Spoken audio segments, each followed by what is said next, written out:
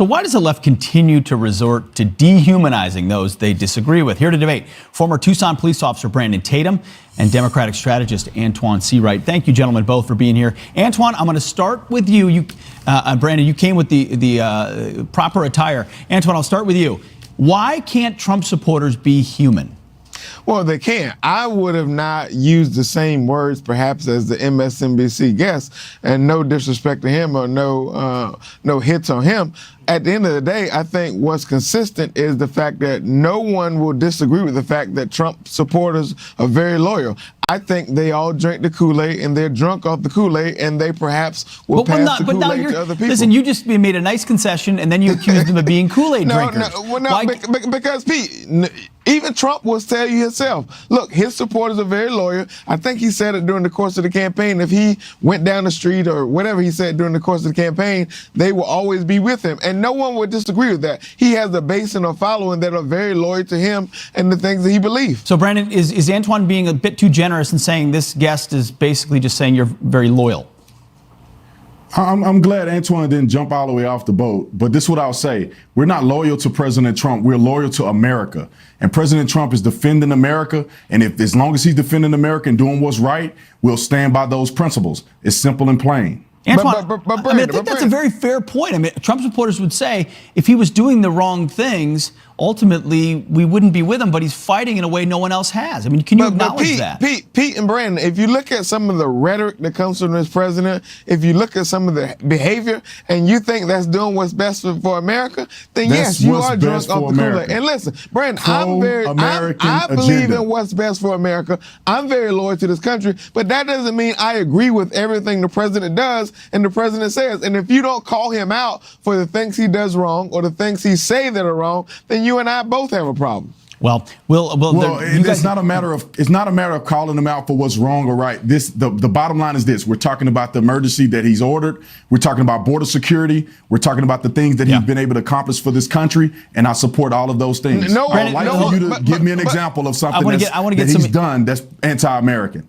I want to get some of the rhetoric he uses. Okay, we can argue over the rhetoric, but I want to get to a story we're hearing more about today. Jussie Smollett, the actor, who made accusations about an attack on him a number of weeks ago by MAGA supporters yelling racist and homophobic things. Now, this morning, Brandon, we're hearing the Chicago police have shifted the investigation. They no longer consider him a victim. They're getting new evidence that may allege that this was not an attack at all, maybe orchestrated by a couple people that he potentially knew. Brandon, your reaction to this?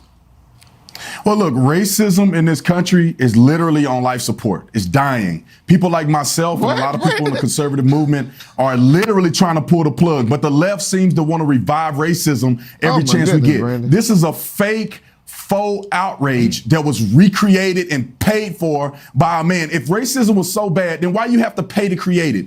That man should be ashamed of himself. He should be ashamed of himself for what he's doing and represent his family and represent people on his side of the aisle. Antjuan, he should be ashamed. We don't know what happened yet. That's what I'm happy to say on the air today. But so many people, including Democratic presidential candidates, jumped in right away and said this is a modern day lynching. Is not that type of rhetoric, without knowing the facts, creating a racial lens where maybe one didn't exist? Pete, you and I have been at this before, so I will be very consistent because I appreciate you having me on. I will be very consistent and say, let's let the facts play out and let's see how this plays out. If it's what Brandon and you and others are speculating is true, then it's very unfortunate. It's like the boy that cries wolf. And what it does is it sets a very dangerous precedent, and it puts a real I think it puts an unwarranted pressure on these situations when they come up before, and it's like people will never believe you when you actually have these scenarios and situations. However, I strongly disagree with Brandon of the fact that racism is essentially non-existent. America's carpet has lumps in it because we swept racism up under the rug for so very long in this country, and we cannot allow this to be a distraction for calling things out from which they are very, very true. Briefly, last word, Brandon.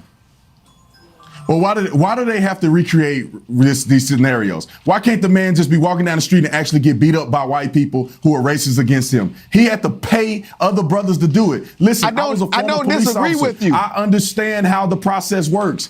when they are investigating 2 individuals and they let them go without charging them, and now they're focusing their attention on Jussie Smollett, he is going to be charged.